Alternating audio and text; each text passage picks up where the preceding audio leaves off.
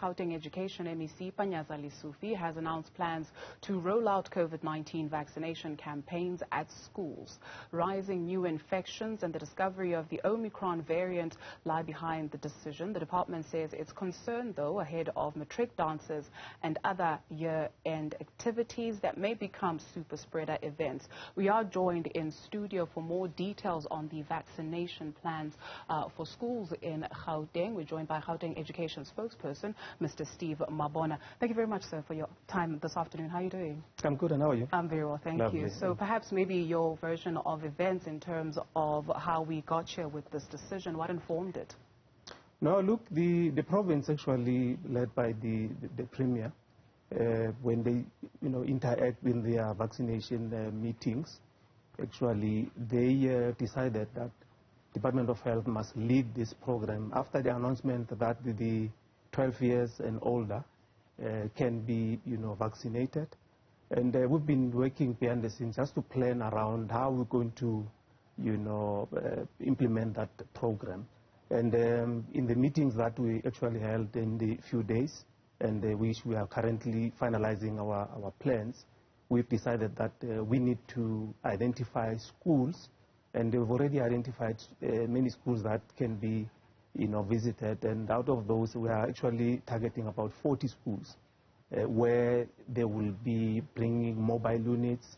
I'm talking about health professionals because they are leading this process. We are assisting them in terms of availing space and make sure that we interact with the school community. And we are not only targeting the 12 years and older, we are targeting actually the entire family, if we want to put it that way. Now actually with this new variant, there's no relevant time or proper time to do this project. So hence on Tuesday we are starting. We have targeted 40 schools across the districts, and we will be focusing mainly in Tshwane because that's where we see that a number of infections are in Tshwane. With these 40 schools that you will be targeting, you mentioned that you're not just targeting pupils, but you're targeting families. How do you plan to do that when you have some parents who already do not feel comfortable with the fact that children have the right to make that decision without their consent? Now, look, from the school perspective and on our environment, we will really encourage parents to give consent. Because as the school environment or education, anything we do with children, we normally go to parents to give a consent. So we'll be finalizing that process, interacting with parents. That's why we call upon parents to work with us. And we've been saying, appealing to parents, let's work together. This is something that will bring a buffer. You know that if you are vaccinated, you are not safe, actually. But you might not be ill to a certain extent that you will need probably hospitalization, and that's why we encourage non-pharmaceutical, interventions that they need to be adhered to. Hence, we are saying to those that are going to matric dances, we know that they are closing or they are, finishing their exams. They will be going there. We encourage them to enter into this program and make sure that they vaccinate. We know that at least if people go into those functions, there's an element of one not being, accessible to illness or needing hospitalization. But we know that vaccine does not stop anyone from contracting COVID-19. That one, I think health professionals have been saying it throughout. Right, and with matric dances, there's so much excitement, I guess, in the air, so we have to make sure that they are safe. I'm curious, with the 40 schools, you mentioned that Tshwane, you identified that is the province that, well, not province, but city that needs attention. How did you pick the schools? Will there also be a difference between public and private schools? No, we are focusing on our public schools. It will be your primary and your high schools.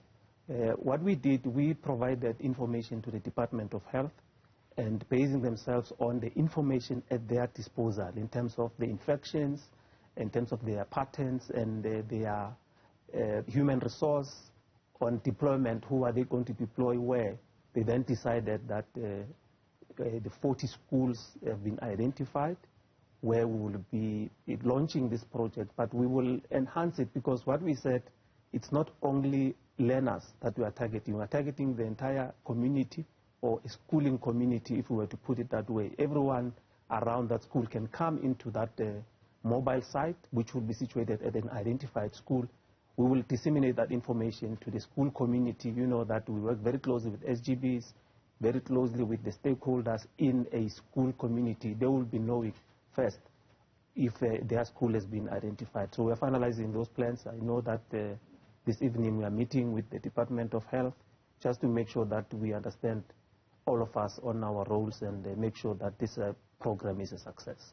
And with the appreciation that you will be meeting just to finalize details today, are you comfortable perhaps that, you are well equipped to answer questions that some of these learners might have before they receive the jab on Tuesday? Definitely. I mean, that's why the project is being led by the Department of Health. They are well equipped. They know what to tell them.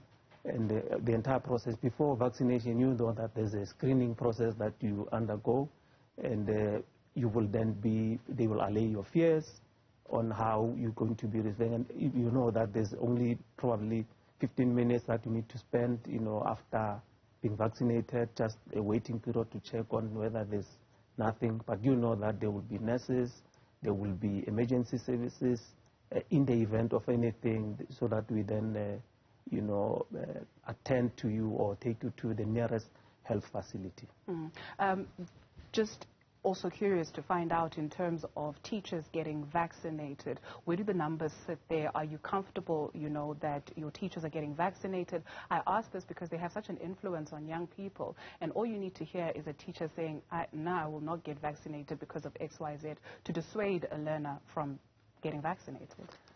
Look, MEC on Friday, when we were awarding the teachers who did well, he actually announced that the education sector, it's the #1 sector that is vaccinated, talking about all our employees, including educators. So we are quite comforted as the department that the educators will be assisting us to advocate and make sure that they allay any fears. That's why we're actually starting on Tuesday, because we know that most of the schools, when the learners are done with their examinations, they will then sit at home. So hence, we are targeting next week on Tuesday. We start with the process, make sure that we start even before the grade 12s are done, because by the 7th of December, grade 12s will be done. And once they are done, they are out of our system, and they don't even listen probably to us. They are looking at further education.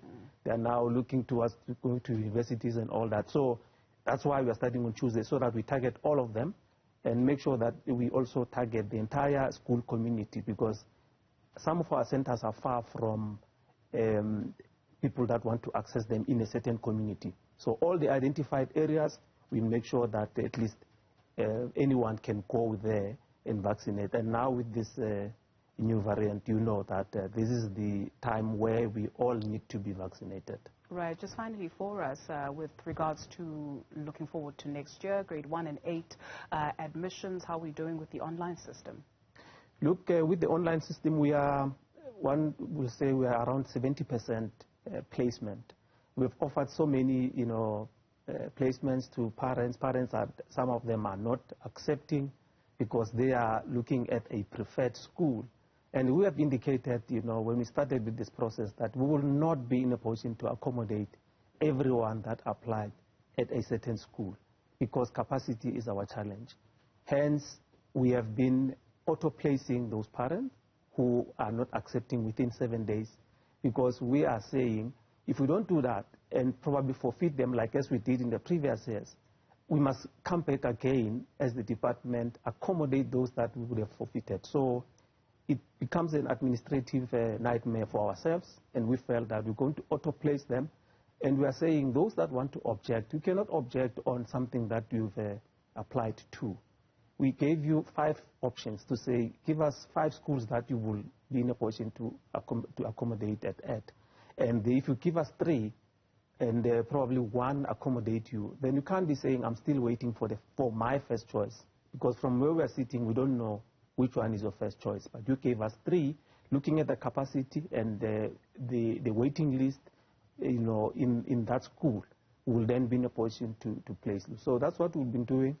But then we are now accommodating those that could not be accommodated in the applications that they've actually put forward, sure. Meaning that we'll then have to transfer them to schools where there is availability. Those ones, if they don't want those schools, then they can decline and then go through the process of objection. They object, and we'll attend to that. And if they're not satisfied with the objection as well, we will encourage them to go back into the system and then appeal, because you cannot appeal before objecting. You object, we go through the process. Maybe you might see that the school was unfair to you, and then we probably accommodate you accordingly.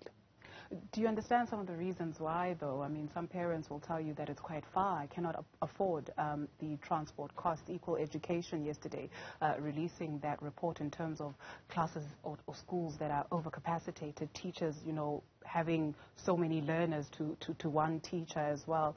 Some of the parents concerned about those issues. Indeed. I mean, there are areas where, honestly, we will not be in a position to accommodate everyone that applies, even if we wanted to. And we know that parents will be, you know, some will be insulting us on social media, saying a lot of things. But we actually understand from where they are sitting, because if you need placement in a certain area and you think that you qualify to be there, surely you will be angry. But our challenge is capacity, and more so now that those that come from the private sector, you know what COVID did to most of us. People want to come to the public space, but then we are not in a position to accommodate them as well. And those also, they will be saying it's unfair.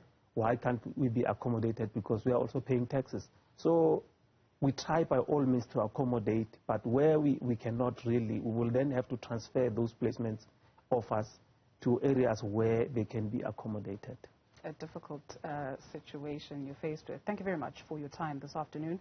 Steve Mabona speaks for Gauteng Education. Thank you.